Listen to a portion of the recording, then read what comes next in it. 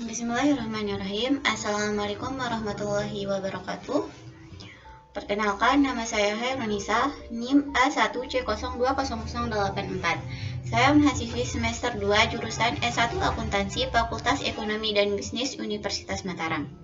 Adapun tujuan dari saya membuat video ini adalah untuk memenuhi tugas saya di pendidikan agama Islam mengenai tema syariah dan ruang lingkupnya. Baik, teman-teman, langsung saja. Di sini kita akan membahas dua pokok bahasan, yakni wudhu dan sholat. Materi yang akan kita bahas di sini yang pertama adalah syarat dan rukun wudhu serta yang membatalkannya berdasarkan 4 mazhab, yakni mazhab Hanafi, mazhab Maliki, mazhab Syafi'i, dan mazhab Hambali. Kemudian yang kedua adalah syarat dan rukun sholat serta yang membatalkannya berdasarkan 4 mazhab, yakni mazhab Hanafi, mazhab Maliki, mazhab Syafi'i, dan mazhab Hambali. Oke, langsung saja. Di sini kita yang pertama akan membahas mengenai wudhu. Wudhu itu berasal dari bahasa Arab, yakni wudhu yang artinya baik atau bersih. Sedangkan kalau menurut syara, wudhu itu adalah menggunakan air pada anggota khusus seperti wajah, tangan, dan seterusnya, dan menggunakan cara yang khusus pula. Di sini kita akan membahas yang pertama adalah syarat sah wudhu. Syarat sah wudhu yang pertama adalah berakal, yang kedua balik, yang ketiga Islam, yang keempat dengan air suci lagi menyucikan, yang kelima tidak ada yang menghalangi seperti hadas, kemudian yang keenam suci dari haid dan nifas. Jika kita kaji menurut keempat mazhab, maka di sini tidak terlalu banyak perbedaan atau perdebatan di antara keempat mazhab tersebut. Hanya di sini yang diperdebatkan yaitu pada syarat sah wudhu yang pertama, yakni berakal. Di mana pada mazhab Hanafi berakal ini tidak wajib, tetapi ke dalam ketiga mazhab seperti mazhab Syafi'i, Maliki, dan Hambali ini wajib.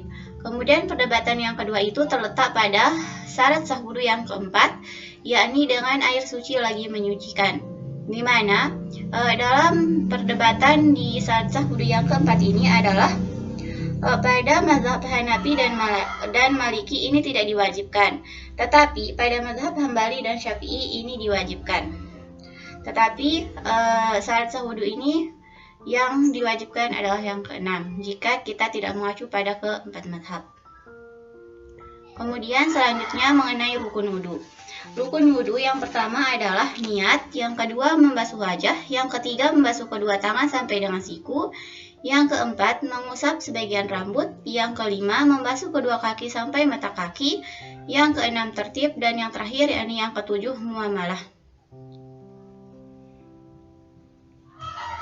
Langsung saja, kalau dilihat dari segi perdebatan antara keempat mazhab di sini, pada mazhab Hanafi hanya terdiri dari 4 rukun wudhu, yakni dari membasuh wajah, kemudian membasuh kedua tangan sampai dengan siku, mengusap sebagian rambut, dan membasuh kedua kaki sampai dengan mata kaki. Selanjutnya pada mazhab Maliki di sini terdapat 7 rukun wudhu. Yang pertama adalah niat, kemudian membasuh wajah, membasuh kedua tangan sampai siku, mengusap sebagian rambut, yang kelima membasuh kedua kaki sampai dengan mata kaki, dan ditambah dengan menggosok anggota badan serta dengan muamalah. Sedangkan pada mazhab Syafi'i di sini terdiri dari 6 rukun wudhu. Yang pertama adalah niat, yang kedua membasuh wajah, yang ketiga membasuh kedua tangan sampai dengan siku, yang keempat mengusap sebagian rambut, dan yang kelima membasuh kedua kaki sampai dengan mata kaki, dan yang keenam tertib. Selanjutnya jika kita kaji menurut mazhab Hambali di sini terdiri dari 7 rukun wudhu. Yang pertama adalah niat, yang kedua membasuh wajah, yang ketiga membasuh kedua tangan sampai dengan siku, yang keempat mengusap sebagian rambut, yang kelima membasuh kedua kaki sampai dengan mata kaki, yang keenam tertib, dan yang ketujuh muamalah. Selanjutnya di sini kita akan membahas mengenai hal yang dapat membatalkan wudhu. Yang pertama adalah keluar segala sesuatu dari kubul dan dubur. Yang kedua hilang akal. Yang ketiga bersentuhan antar ikhwan dan akhwat yang bukan muhrim. Kemudian yang keempat memegang atau menyentuh kemaluan. Tetapi di sini yang diperdebatkan dalam keempat mazhab terdapat beberapa perbedaan. Yang pertama pada mazhab Hanafi, di sini beliau mengatakan bahwa hal yang membatalkan wudhu yaitu keluarnya sesuatu dari kubul dan dubur, kemudian bersetubuh dan tidur walaupun tidur itu secara bersandar.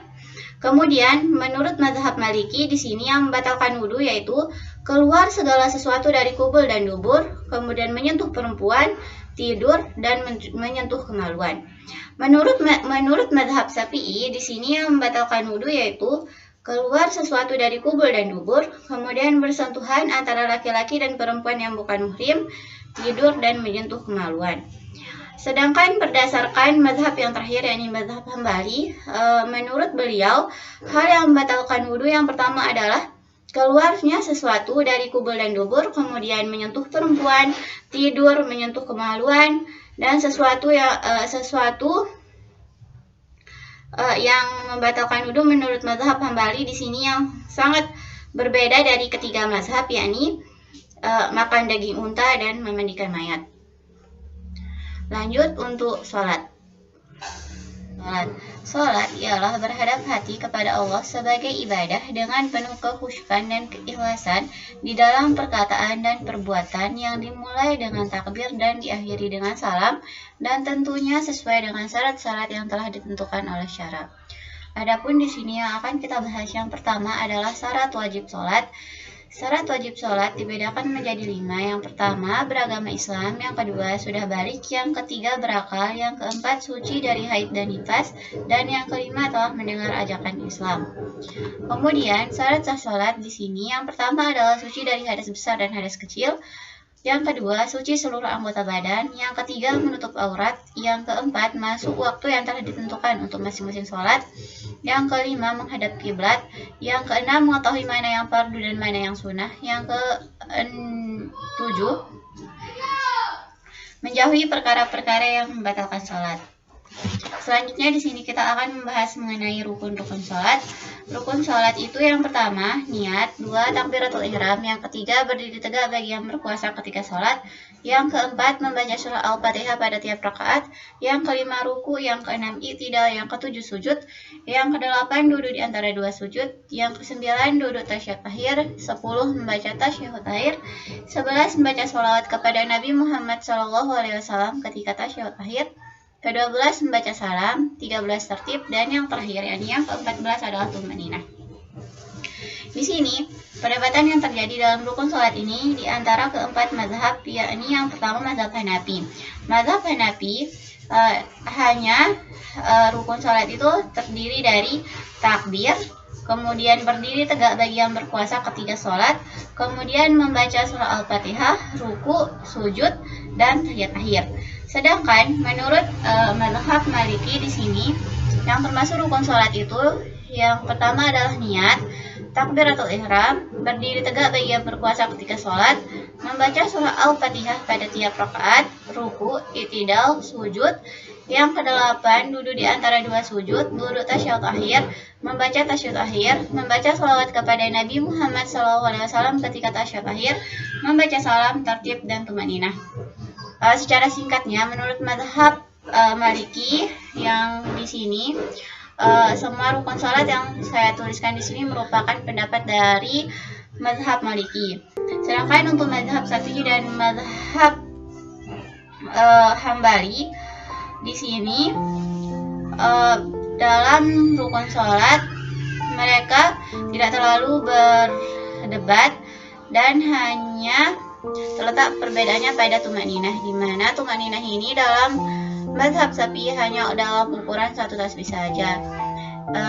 Jadi jika disimpulkan pada rukun sholat ini yang diperdebatkan itu hanya dua rukun. Yang pertama i'tidal dan tumaninah. Tetapi jika kita kaji terlebih dalam, maka rukun sholat i'tidal dan tumaninah ini diwajibkan oleh para ulama. Kemudian selanjutnya yang membatalkan sholat, yang pertama adalah berhadas, yang kedua terkena najis yang tidak dimaafkan, yang ketiga berkata dengan sengaja, yang keempat terbukanya aurat, yang kelima mengubah niat, yang keenam makan atau minum walaupun sedikit, Yang ketujuh, bergerak berturut-turut 3 kali. Yang kedelapan, melompat dengan keras walaupun sekali. Yang kesembilan, membelakangi kiblat. Yang ke-10, menambah rukun yang berupa perbuatan. Yang ke-11, tertawa terbahak-bahak. Yang ke-12, mendahului imam. Yang ke-13, murtad. Di sini, jika kita kaji menurut keempat mazhab, baik mazhab Hanafi, mazhab Hambali, mazhab Syafi'i maupun mazhab Maliki, tidak terlalu banyak perbedaan di dalam hal yang membatalkan sholat. Jadi cukup kita bahas mengenai yang membatalkan sholat ini saja. Selanjutnya, jadi dari pembahasan yang telah saya jelaskan dari tadi itu, dapat kita tarik kesimpulan bahwa dari perbedaan-perbedaan yang diperdebatkan di dalam 4 mazhab, baik mazhab Hanafi, mazhab Maliki, mazhab Syafi'i, dan mazhab Hambali, itu kembali lagi kepada diri kita sendiri, mana mazhab yang kita gunakan, dan itu yang akan kita jalankan. 4 mazhab ini juga sudah tentu tidak akan menyimpang dari agama, dan tidak akan menyerumuskan kita kepada hal-hal yang buruk. Oleh karena itu, kita tidak boleh membeda-bedakan keempat mazhab ini, dan tentunya harus saling toleransi jika ada di antara teman kita yang berbeda dalam menggunakan mazhab di kehidupan sehari-hari. Hasil presentasi yang dapat saya sampaikan, kurang lebihnya mohon maaf dan terima kasih. Wabillahi taufiq wal hidayah. Wassalamualaikum warahmatullahi wabarakatuh. Sampai jumpa di video selanjutnya.